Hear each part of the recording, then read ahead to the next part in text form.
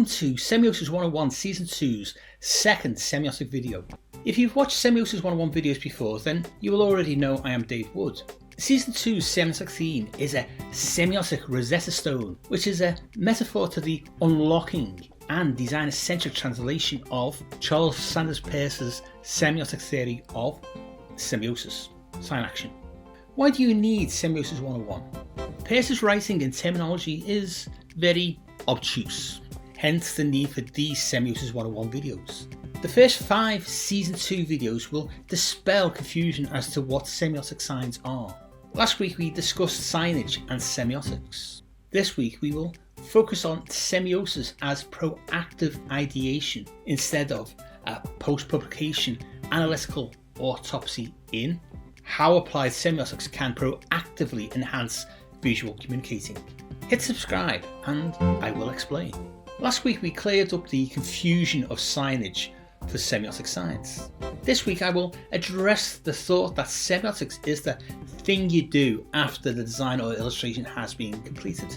Give me 10 minutes and I will show you how, by implementing semiosis when you begin designing or illustrating, you will improve your visual communication ability. Semiotics is not just a critical evaluation tool to autopsy how effective or not the design and illustration outcomes are. Pragmatic semiotics, Peircean semiotic theory, is an amazing framework that can mindfully be applied to the creative's ideation phases. We can frame this, I suppose, as an experienced design approach to visual communication design. In Peirce's semiosis, the audience is involved in the sign action process as interpreter. It is in this fact alone semiotics is proactive. When I say experienced design, what do I actually mean? Well, Thomas Wendt in his book Design for Dasein, I will be reviewing this book later in Season 2, states 3 important experience points which I will now paraphrase to help set the stage for this week's video. Although experience is based upon an individual's interpretation of the world around them, designers can certainly design for the potential of certain qualitative experiences over others. Creators cannot design one-to-one causal relationships with every member of the target audience, and certainly not for everyone in the world. As the old adage goes, we cannot help everyone, but everyone can help someone. With that in mind, creatives applying semiosis during ideation can begin to make visual language choices to lead the target audience to desired outcomes. If we follow on from the starting point that we, as creatives, tasked to answer a client's brief with a visual communication outcome to facilitate the target audience's actions, for example, a poster to get people to attend an event, a piece of packaging designed to get people to buy the product, a leaflet to raise awareness of an issue that will affect someone's life, etc. Thus, our creative abilities cannot ensure everyone attends, buys, or are now aware. All are actions from the impact of the visual communication. So, if we step back from even considering any causal effects between what the audience sees and does is possible on a one-to-one basis, we are left with the adjective modifier target. In design, we use the term target audience for this very reason. We are not designing for everyone in the world, nor could we. Let us even break our audience down into further strata. We can call the people we direct on behalf of the client and their needs in the brief our visual communication outcomes to our primary audience. This will be the context in which a creative's understanding of the primary audience's social cultural experiences will provide the creatives with clues to select effective visual language to hook and keep the primary audience's attention. Then the visual communication outcomes produced will still be seen by a secondary audience. This will not necessarily be in the context that was primarily intended. After all, we've produced visual media that has an aesthetic appeal beyond its intention. Finally, we can class the rest of the world as a tertiary audience.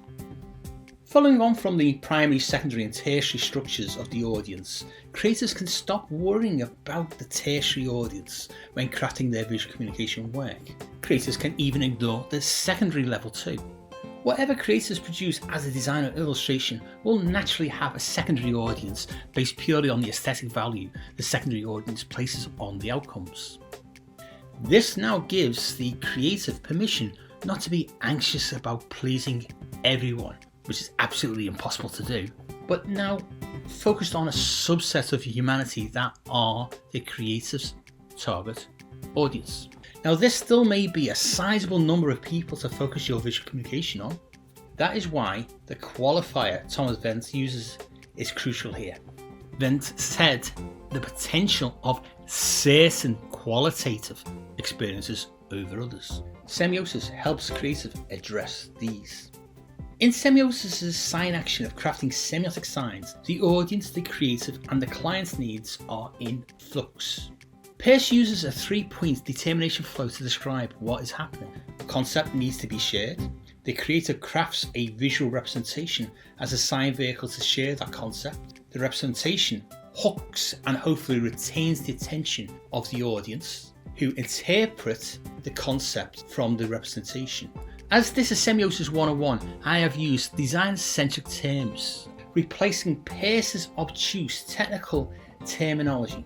I trust my explanation just now makes more sense to creatives than purely stating the determination flow as being between an object, its representative, and interpretant. Wendt quite rightly warns people like me who attempt to reduce needless complex terminology to ensure it is accessible, that I risk a discontinuity between texts. By using designer-centric terminology instead of Peirce's, I am employing the overarching theme of Season 2, a semiotic Rosetta Stone to develop a meta-language between Peirce and creatives. So in that vein of interfacing between theory and practice, let me now draw the strings of my argument together.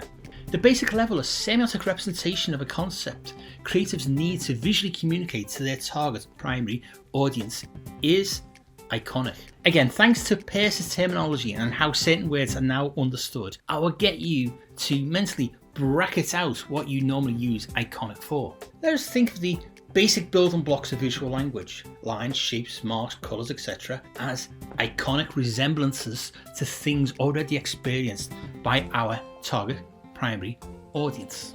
These basic visual building blocks trigger subconscious recognition in the audience. It is in this triggering of subconscious recognition in the audience that the encoded concept can begin to semiotically work.